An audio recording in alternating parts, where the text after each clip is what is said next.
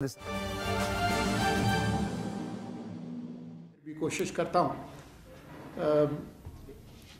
ہم جو صحافی ہیں ہم غیر جانبدار اس طرح سے تو نہیں ہیں کہ ہم جمہوریت سے غیر جانبدار ہیں. جمہوریت کے ساتھ تو ہماری جانبداری ہے، آئین کے ساتھ ہے، قانون کی حکمرانی کے ساتھ ہے، لیکن اس کے علاوہ جو انتخابی عمل ہے اس میں اس دوڑ میں ہمارا کوئی گھوڑا نہیں ہے. تو جس طرح سے نگران حکومت کی یہ اخلاقی اور قانونی ذمہ داری ہے کہ وہ اس دوڑ میں کسی ایک جماعت یا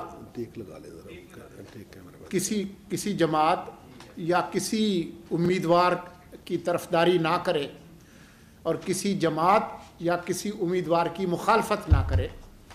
اس طرح سے میں سمجھتا ہوں کہ ہم صحافیوں کے لیے بھی یہ ضروری ہے کہ اس پورے انتخابی عمل کی ہم ایماندارانہ رپورٹنگ کریں اور کہیں ہماری رپورٹنگ میں یہ نظر نہ آئے کہ ہمارا جھکاؤ کسی ایک جماعت یا کسی ایک امیدوار کی طرف ہے.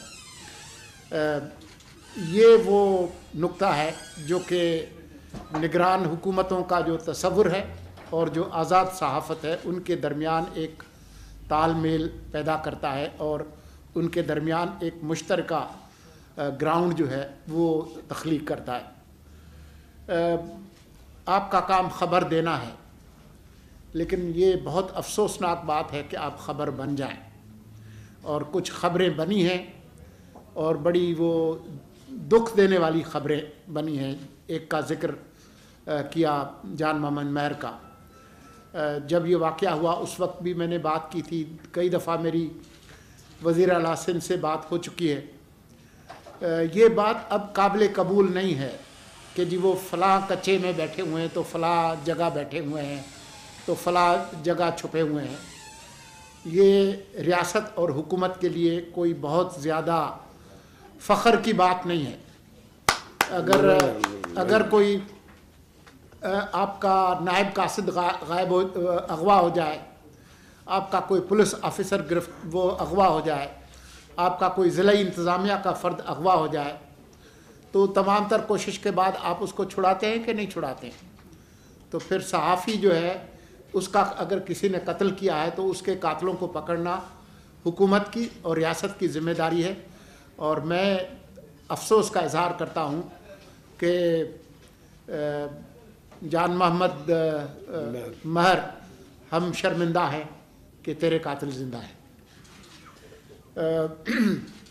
میں پوری کوشش کروں گا ایک بار پھر کہ جو جان محمد مہر کے جو قاتل ہیں ان کو پکڑا جائے. جہاں تک بات ہے صحافیوں کے تحفظ کی، ایک ادارتی جو نوٹ تھا وہ تو میں نے دیا کہ جی ہم خود بھی کوشش کر سکتے ہیں کہ ہم خبر نہ بنیں، لیکن اس کے باوجود معلومات جو ہے وہ ایک طاقت ہے.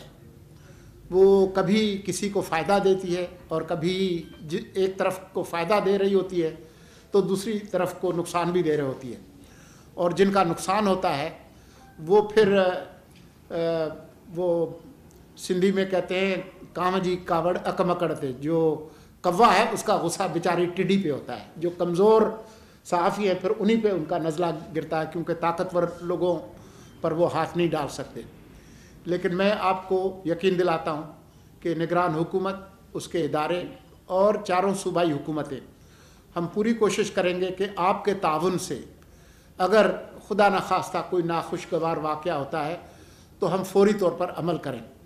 اور میں یہ بھی چاہوں گا کہ اگر کوئی میکینزم موجود نہیں ہے ارلی الرٹ کا اس طرح کے واقعے کی صورت میں، تو پھر ہم بنا لیں، کوئی ایسا سیٹ اپ بنا لیں. آج کے ڈیجیٹل ارینا میں یہ کوئی مشکل کام نہیں ہے کہ جیسے ہی کوئی واقعہ ہو. میں آپ کو مثال دیتا ہوں، وہ ایک صحافی تھے سوات کے یوسف زئی صاحب. وہ اتوار کا دن تھا، صبح 2 بجے یہ خبر ٹویٹر پہ آئی اور 4 بجے میں لاہور سے آ رہا تھا، اور اسی وقت میں نے خیبر پختونخوا کے وزیر اعلیٰ سے، ہوم سیکرٹری سے، آئی جی پولیس سے بات کی، اور دوپہر تک وہ نوجوان جو ہے اماد، مجھے نام صحیح طرح سے یاد نہیں، یوسف زئی، وہ ہو گئے تھے. اس کے بعد ان سے بات بھی ہوئی.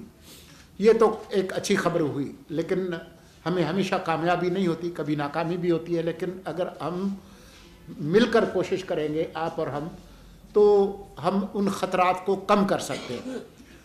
الیکشن کے حوالے سے جیسا کہ بٹ صاحب نے بتایا، اب کسی کو کوئی شبہ نہیں ہونا چاہیے. ہم تو شروع سے ہی کہہ رہے ہیں کہ انتخابات الیکشن کمیشن کی ذمہ داری ہے، وہ ضرور پوری کریں گے، اور آئین اور قانون کے تحت جو ان کی ذمہ داری تھی وہ پوری کر رہے ہیں. حلقہ بندیوں کا جو آخری جو مرحلہ ہے وہ تیزی کے ساتھ جاری ہے. تاریخ آ چکی ہے، اس کے بعد کسی شک و شبہ کی کوئی گنجائش نہیں ہونی چاہیے. ہمیں پوری کوشش کرنی چاہیے کہ یہ جو آنے والے الیکشن ہیں اس میں لوگوں تک حقائق پہنچائیں، لوگوں تک جو لوگوں کے مسائل ہیں ان کو بھی اجاگر کریں، تاکہ جماعتیں اور جو امیدوار ہیں وہ لوگوں کے جو حقیقی مسائل ہیں اس پر وہ کوئی حل تجویز کریں، تاکہ لوگ جو ہے وہ بہتر فیصلہ کر سکیں. آخری جو بات ہے جو بٹ صاحب نے کی، یہ بہت ہی افسوسناک بات ہے کہ آپ کروڑہا روپے کے بجٹ سے آپ چینل بناتے ہیں، آپ مارکیٹ سے لوگ جو کہ پہلے سے برسر روزگار ہیں ان کو آپ لارے لپے دے کے، اور ان کو جو موجودہ ان کی تنخواہ اور پریولیجز ہے ان سے دگنا کئی دفعہ پیشکش کر کے ان کو وہاں سے ہٹاتے ہیں، اور پھر ایک دو ہفتے کے بعد جو ہے وہ آپ ان کو ردی کی ٹوکری میں پھینک دیتے ہیں. یہ انسان جو ہے اور یہ جو ورکرز ہیں یہ اس لائق نہیں ہیں کہ آپ ان کے ساتھ جو ہے وہ اس طرح سے سلوک کریں، اور نہ آئین اور قانون کے تحت اس کی اجازت ہے. جو پیمرا ترمیمی ایکٹ ہے اس کے تحت میکینزم بالکل موجود ہے. حال ہی میں کچھ واقعات ہوئے ہیں جو میرے علم میں آئے ہیں. میں بٹ صاحب سے، پی ایف یو جے سے، اور جو صحافتی جو تنظیمیں ہیں اور جو متاثرہ لوگ ہیں ان سے میں کہوں گا کہ وہ تحریری طور پر جو ہے وہ بتائیں کہ ان کے ساتھ کیا ہوا ہے، تاکہ جو ریگولیٹر ہے، چیئرمین پیمرا اور جو پیمرا اتھارٹیز ہیں ان کے ساتھ مل کر ان کا احتساب کریں. کیونکہ یہ نہیں ہوگا کہ آپ جو محنت کش جو صحافی ہیں ان کے گھروں کے چولہے جو ہے وہ بند کریں اور ہم نگران حکومت جو ہے وہ خاموشی سے اس کا تماشا دیکھیں. بہت شکریہ سولنگی صاحب. آپ کی نگراں وزیر اطلاعات Murtaza Solangi national press club میں سیمینار